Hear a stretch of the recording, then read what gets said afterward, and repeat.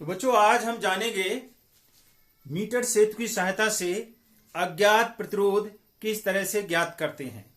ध्यान रखिएगा, ये थ्योरी में भी आता है और हमारे प्रयोगशाला में प्रयोग भी है।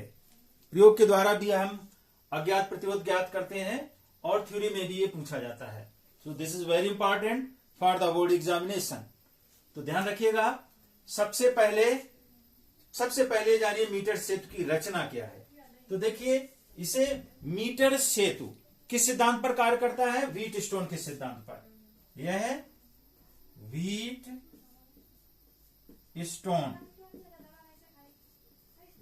के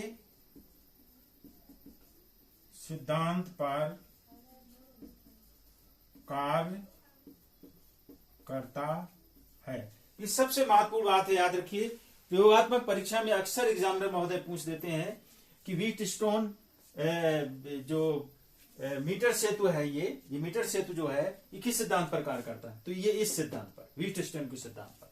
और व्हीट स्टोन सेतु का सिद्धांत क्या है कि यदि चार प्रतिरोध पी क्यू आर एस एक चतुर्भुज की चार संलग्न भुजाओं के रूप में हो, तो संतुलन की स्थिति में, जब गैल्वेनोमीटर से कोई धारा नहीं बह रही है, उस समय संतुलन की स्थिति में P बाई क्यू बराबर R बाई S होता है। अर्थात P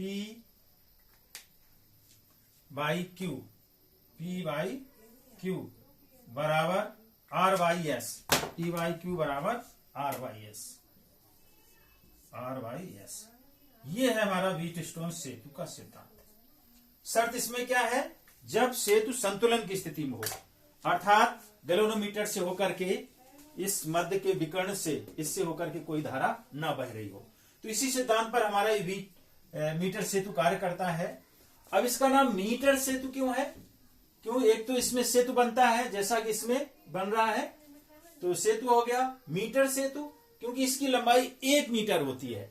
कितनी लंबाई है? 1 मीटर। अर्थात बिंदु ए से लेकर के सी तक की ये जो दूरी है ये 1 मीटर है। ये 1 मीटर का तार होता है। आप ध्यान दीजिए, ये ए से लेकर के ये यहां सी तक, ये नीले रंग का जो मैंने बना रखा है, ये 1 मीटर का तार है। सेंटीमीटर में अगर हम कहेंगे तो 100 सेंटीमीटर, ठीक है। अब ये तार यहां धातु की पत्तियों से, ये पूरा सिस्टम जो है एक लकड़ी के बोर्ड के ऊपर जो है सेट रहता है। तो लकड़ी के बोर्ड के ऊपर ये तार लगा होगा और उसी पर ये जो है धातु की पत्ती, ये पत्ती हमारी तांबे की पत्ती है। तो ये तांबे की पत्ती मोटी है और यहाँ पर ये पेंच रहता है और फिर ये इतना गैप छोड़ करके फिर ये जो है पत्ती है, फिर यहाँ पर ये पेंच रहता है, यहाँ फिर गैप है, फिर ये धातु की पत्ती है, इसमें यहाँ पेंच है और यहाँ पेंच है और यहाँ पेंच है। ये पेंच इसलिए रहते हैं जिसकी सहायता से हम किसी चीज को यहाँ जोड़ना चाहते हैं तो आसानी से जोड़ सकें। तो ये जो गैप रहता है, इस गैप के बीच में जो है एक रेजिस्टेंस बॉक्स जोड़ दिया जाता है, जिसकी सहायता से हम अपनी सुविधा अनुसार प्रतिरोध लगा सकते हैं। जो प्रतिरोध यहां से लगाया जाएगा उसकी वैल्यू होगी R। तो शुरू से चलते हैं। तो इसकी रचना हो गई, ये पूरा सिस्टम जो है, जिसमें एक बार फिर मैं रिपीट करता हूं, एक लकड़ी के बोर्ड के ऊपर AC 1 मीटर लंबा धातु का तार, ये प्रतिरोधी तार होता है, ये कांस्टेंटन या मैग्नेट का बना होता है। तो ये प्रतिरोधी तार है, ये जोड़ा रहता है और ये तार तांबी की पत्तियों से जुड़ते हुए ऐसे यहाँ पर ये रेजिस्टेंस बॉक्स जोड़ा होता है और फिर तांबे की पत्ती, यहाँ जो है अज्ञात प्रतिरोध ये जोड़ दिया जाता है, फिर तांबे की पत्ती, और ये पूरा सिस्टम एक जो है लकड़ी पर सेट रहता है। तो ये पूरा सिस्टम हमारा जो है मीटर सेतु कहलाता है। अब हम प्रयोग करते समय क्या सिद्धांत अपनाते हैं? इसमें देखिए, यहाँ रेजिस्टेंस बॉक्स जोड़ दिया गया है और ये अज्ञात प्रतिरोध जोड़ दिया गया है, और ये जो 1 मीटर लंबा तार है, इसको जहां संतुलन की स्थिति मिलती है वहां से लेफ्ट का इतना जो है P हो जाता है, इतना Q हो जाता है। आप बिल्कुल इससे मिलान कर सकते हैं। इसमें क्या है? P और Q, A B B C। उसी तरह से यहां पर A B B C, तो ये AC के मध्य में जो है ये 2 प्रतिरोध जुड़े हुए हैं, AB और BC, ठीक है। और इसके बाद में हमारा है R और S, जो दूसरी संलग्न भुजाएं R और S, इधर वाली तो ये दोनों हो गई, और ऊपर वाली इधर हो गई हमारी आर और एस। आर माने ये प्रतिरोध जो हम रेजिस्टेंस बॉक्स से लगाते हैं, और एस माने ये प्रतिरोध जो हम यहां पर अज्ञात प्रतिरोध हमें दिया गया जिसको हमें ज्ञात करना है। अब एक विकर्ण के बीच में ये गैलोनोमीटर है, अर्थात बी और डी के बीच में गैलोनोमीटर है, तो यहां पर भी हमने बी और डी के बीच में ये गैलोनोमीटर जोड़ रखा है। कैसे? ऐसे ये तार आया है, इसको निकाला मैंने ऊपर से ऐसे घुमा करके, ऐसे ये इस तरह से जाकी लगी हुई है, ठीक है। और दूसरा विकर्ण इसका ए और जो सी है इसके मध्य में बैटरी जुड़ी हुई है, तो यहां पर भी ए ये और सी ये, इसके मध्य में हमने ये बैटरी जोड़ दी है। यदि हॉस्टेड है, इसकी सहायता से जो है धारा को कम ज्यादा किया जा सकता है, रीडिंग बदलने के लिए जिसका प्रयोग करते हैं। अब हम समझते हैं कि किस तरह से ये कार्य करता है। तो देखो, संतुलन की स्थिति में, अर्थात हम यहां रेजिस्टेंस बांक से एक जो है ज्ञात प्रतिरोध यहां पर लगाते हैं, और ये यस कितना है इसका हमें मान ज्ञात करना है। पी और क्यू इसका अनुपात हमें पता है। कैसे? हम इस जाकी को इस तार के ऊपर चलाते हैं, जहां पर जाकी को टच कराने से, मान लो हमने यहां टच कराया, उस स्थिति में गैलोनोमीटर में कोई विक्षेप नहीं है, तो इस स्थिति के लिए हम कहेंगे कि हमारा सेतु संतुलन की स्थिति में आ गया है। अर्थात इस जॉकी के इधर का जो प्रतिरोध है इतने तार का, ये P कहलाएगा और ये Q कहलाएगा।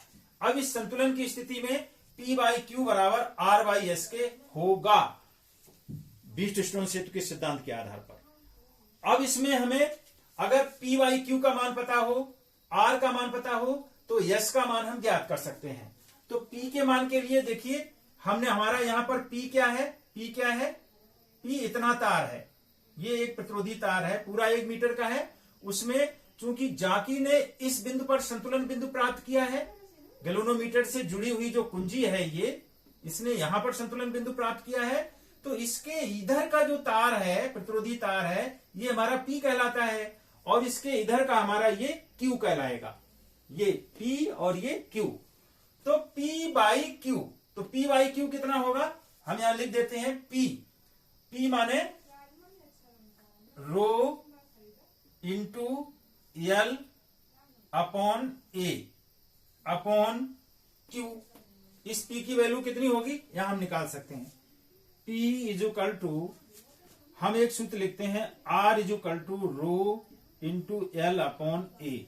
ये पीछे मैंने आपको पढ़ाया है कि किसी चालक तार का प्रतिरोध किसके बराबर होता है? उस तार, हमारा जो चालक तार है, उस जिस धातु का है उस धातु के विशिष्ट प्रतिरोध गुणा उस चालक तार की लंबाई बटे उस चालक तार का क्रॉस सेक्शन एरिया, इसके बराबर होता है। तो इसी सूत्र की सहायता से अगर हम इस P तार का जो है प्रतिरोध ज्ञात करें, तो ये P बराबर क्या हो जाएगा? यहां से P बराबर हो जाएगा रो क्या होगा? इस तार का विशिष्ट प्रतिरोध रो इंटू इसकी लंबाई। इसकी लंबाई हमने कितनी मानी है? ये L मानी है, तो ये हो जाएगी L upon cross section area.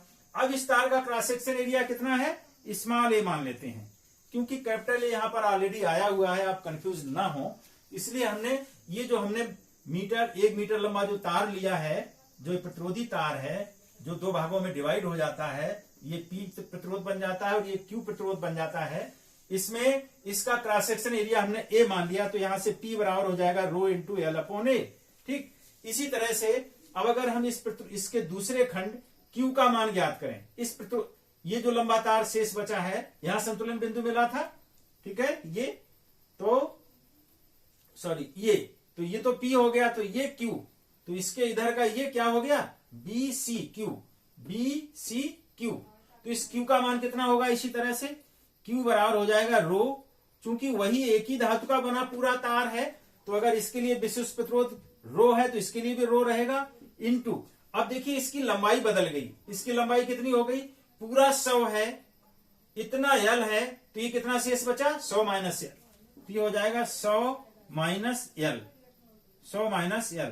Upon cross section area. वही एक ही तार है, तो ये क्रॉस सेक्शन एरिया अगर यहाँ A लिया तो यहां पर भी A होगा। ठीक है, तो यहां से अगर हम P बाई क्यू की वैल्यू निकालें, तो P बाई क्यू बराबर क्या आ जाएगा? यहां से P by Q is equal to P by Q. P by Q बराबर रो कट जाएगा, ए कट जाएगा, क्या बचेगा? L upon 100 minus L, L over 100 minus L, ये शेष बचा। तो हम अपने यहां पर P by Q is equal to R by S में पी बाई क्यू की जगह क्या यूज करेंगे, L upon 100 minus L.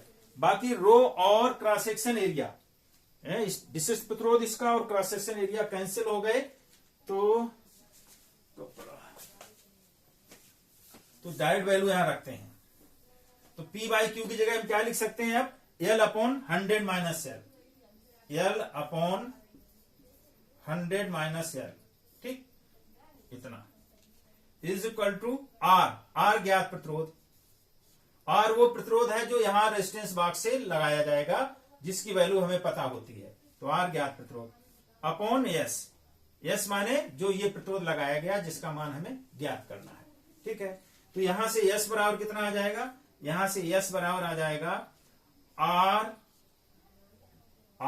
S बराबर क्या हो जाएगा, ये R इंटू ये वैल्यू इधर चली जाएगी, R into 100 minus L upon L, ये नीचे आ जाएगा। तो अज्ञात प्रतिरोध जो S है उसका मान कितना हो गया, R जो हम रेजिस्टेंस बॉक्स से इसकी वैल्यू हमें पता है, और 100 minus L upon L, L कौन, ये एल, यानी संतुलन जहां हमें मिलता है वहां से ए बिंदु से लेकर के बी बिंदु तक की दूरी, ये एल लंबाई, ये हम यहां से रख देंगे, तो यह समय ज्ञात हो जाएगा। तो ध्यान रखिए, रीडिंग लेते समय हम एक चीज ये ध्यान रखते हैं कि जब गैल्वेनोमीटर से हम संतुलन की स्थिति में गैल्वेनोमीटर से धारा नहीं बहनी चाहिए, तो संतुलन की स्थिति के लिए जो जाकी है इसको उठा के हम जो है तार में कहीं इधर इधर इधर ऐसे टच कराते हैं। जिस बिंदु पर इस जाकी को लगाने से, ये जो जाकी है इसको जिस बिंदु से लगाने से गैल्वेनोमीटर में कोई विक्षेप नहीं होता है, तो मान लेते हैं कि वो हमारा संतुलन बिंदु है, ठीक है। उसके इधर का P हो जाता है और इस साइड का जो तार बचा वो Q हो जाता है। तो P बाई Q का मान हमने लंबाई के रूप में ज्ञात कर लिया, 100 माइनस एल बटे 100 माइनस एल के रूप में। ऐसे हमने P बाई Q ज्ञात कर लिया, और R जो है यहां से लगाते हैं हमें पता होता है, और S हम यहां से ज्ञात कर लेते हैं। एक चीज ध्यान रखना, जब हम रीडिंग लेते हैं तो गैल्वेनोमीटर में विक्षेप, मान लो कि आपने इधर लगा दी बड़ी तेजी से होगा, या कि इधर लगा दी तो बड़ी तेजी से होगा, तो गैल्वेनोमीटर का पॉइंटर टूट सकता है। तो सावधानी के लिए, सुरक्षा के लिए इसमें हम एक संट लगा देते हैं। संट माने इसके इस तरीके से संट, ये संट यानी गैल्वेनोमीटर के पैरेलल एक छोटा सा प्रतिरोध जोड़ देते हैं, जिसकी वजह से अब विक्षेप उतना नहीं होगा, धारा कम हो जाएगी, ठीक है। तो हमारा गैल्वेनोमीटर खराब होने से बच जाएगा। जब हमें नल पॉइंट मिल जाए इसके बाद संट को हटा देते हैं और पूरी तरह से ये फाइंड आउट करते हैं कि गैल्वेनोमीटर से धारा बिल्कुल नहीं होनी चाहिए, पूरी तरह से अविक्षेप की स्थिति प्राप्त करते हैं। तो ये हमारा स्थिति बदल करके भी हम S को इधर लगा दें और रेजिस्टेंस बॉक्स को इधर जोड़ दें, तब भी हमें S का मान उतना ही प्राप्त होता है जितना इस पहले वाली स्थिति में प्राप्त होता है। कुछ और इसमें सावधानियां बरतते हैं कि की को रगड़ कर नहीं चलाते हैं इस तार पर, नहीं तो इसका जो है क्रॉस सेक्शन एरिया बदल जाएगा। और एक सावधानी बरतते हैं कि संट लगा देते हैं, ठीक है। तो ये कुछ सावधानियां भी बरतनी पड़ती हैं। लगातार हम की को यहां लगा के नहीं रखेंगे, लगातार लगा के रखेंगे तो सर्किट पूरा रहेगा और इसमें धारा लगातार बहती रहेगी, तो तार ही गर्म हो जाएगा, तार गर्म हो जाएगा तो इसका प्रतिरोध बदल जाएगा। तो ये कुछ सावधानियां बरते हैं। तो ये हमारा प्रयोग है, परीक्षा में भी थ्योरी में आता है और प्रयोग में भी आता है इसकी। तो ये मीटर क्षेत्र की सहायता से हम जो है किसी अज्ञात प्रतिरोध का मान ज्ञात कर सकते हैं।